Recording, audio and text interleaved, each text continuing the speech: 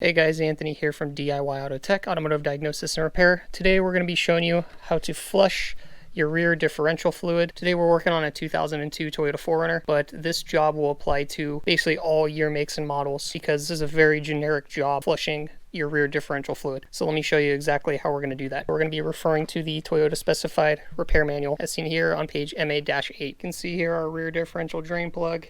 It's at 36 foot-pounds, and our filler plug is also at 36 foot-pounds. Okay, tools, fluid, and parts are going to need for this job. We got the two Toyota repair manuals. We've got a 1/2-inch breaker bar, a long 3/8 extension, 1/2-inch ratchet, 3/8 ratchet, and a 3/8 torque wrench. Break off all the rusty bolts that you have if you need it. This is to get the spare tire off. The ratchets here just to screw in and unscrew our various filler and drain plugs. For sockets and extensions, you're going to need a 24mm metric socket. W1 works best, but keep in mind if you do not have metric tools, you can use an SAE 15/16. It will work just fine. You'll want a 14mm long socket and then a 1/2-inch small extension, and I'm just using a 3/8 to 1/2-inch for my torque wrench. We're using NICs on this project. All these will be linked in the description below. A soft blow hammer. So you'll need a drain pan like we have here. Catch all the old differential fluid. This is going to be what we use to fill the differential. So I'm going to link this in the description below. For fluid, we're going to be using what Toyota recommends, which we'll show you here.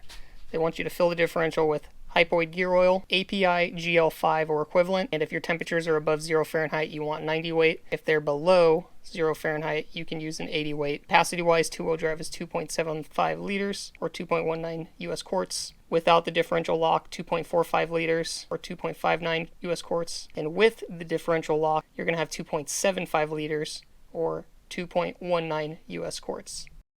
So following Toyota's recommendations, this Lucas Oils Products Synthetic SAE 75 weight 90 gear oil will work perfectly. This is differential lube and it is a hypoid appropriate. So it does exceed API GL5, and so this will work for our vehicle. First thing we need to do is pop the trunk to get access to the spare tire hole. Not super necessary, but for video purposes and for room purposes, it's nice to get that spare tire out of the way. Toyota does provide you tools to do that under this seat. However, if you don't want to pull those out, a nice extended 3/8 extension will work just fine. You can guide that through the hole there.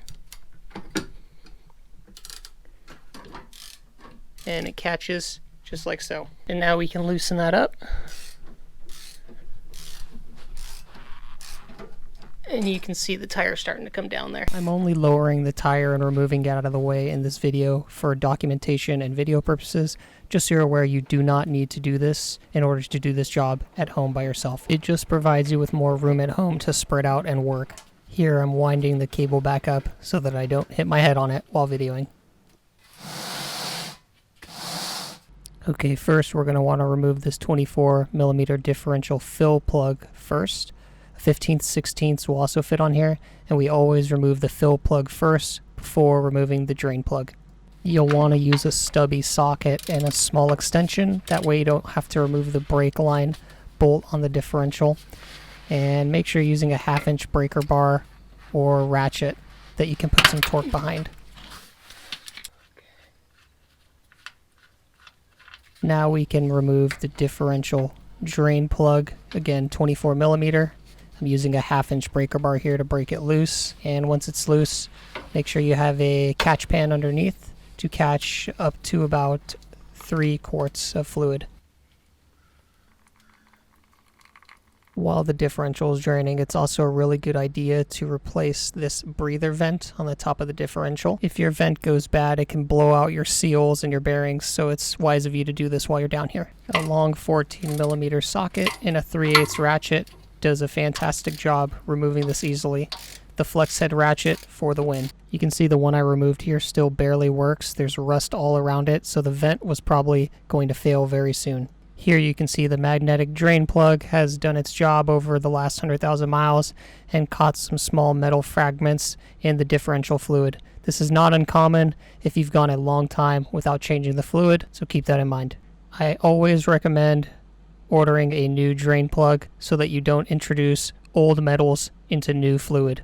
These are the new parts. I'm going to link all the part numbers from Toyota in the description below. So you got the fill plug here with the small circle in the center, no magnet at the base, and there is a washer, and it one-sided, so the flat side of the washer goes towards the bolt and the crowned side or the rounded side goes towards the differential. You can see the differential breather here. You can see what a non-rusted one looks like. And then the most important part, if you're only going to order one part, is going to be this. You need to replace the drain plug because of that magnetic base. So again, flat part of the washer towards the bolt and the rounded side or crown side goes toward the differential. Now I'm going to coat all three of these threaded parts with some anti-seize. As you know from my previous videos, I did a rust restoration on this rear end and it was very rusty, including the threads. So this is one way to help mitigate any further rust propagation throughout the differential. Now we can install the new vent breather by hand in the top of the differential, and we'll screw it in by hand. And then I'm going to tighten this down with the long 14mm socket. You can use the 3/8 ratchet, but I would actually prefer to do it with a 1/4" ratchet because you don't want to tighten this too tight. They're pretty small threads. Now that the differential is drained, I'm just going to clean the threads, clean around the area here so we have a good seating surface. Make sure none of the prior gasket is left. Move my drain pan out of the way. We're going to thread this in by hand, our new drain plug, and then we're going to torque this to 36 foot-pounds for the Toyota manual. We have our torque wrench set up to 36 foot-pounds here.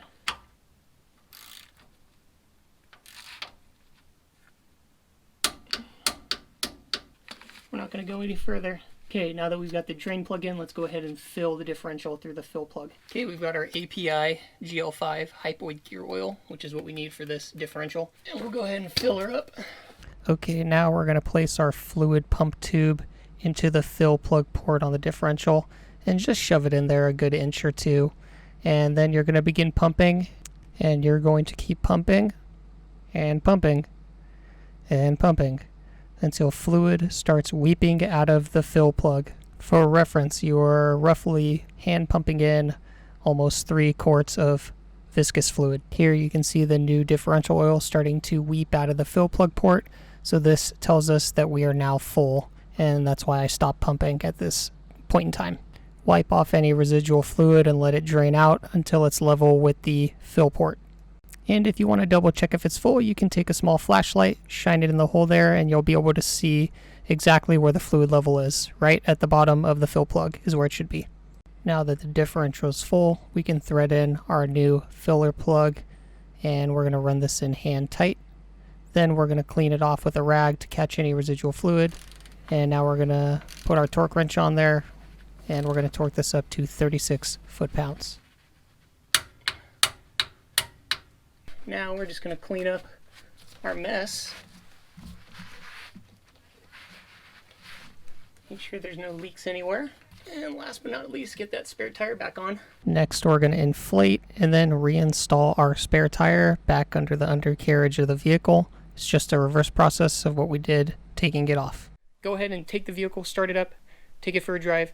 Make sure you're not hearing any sort of howling, any grinding, anything that you didn't hear before. The rear end should soften up a little bit, as in the sound should be a little quieter. I hope you guys enjoyed this video on how to do a rear differential fluid flush. This has been another video from Anthony here at DIYautotech, Automotive Diagnosis and Repair. We'll see you on the next job.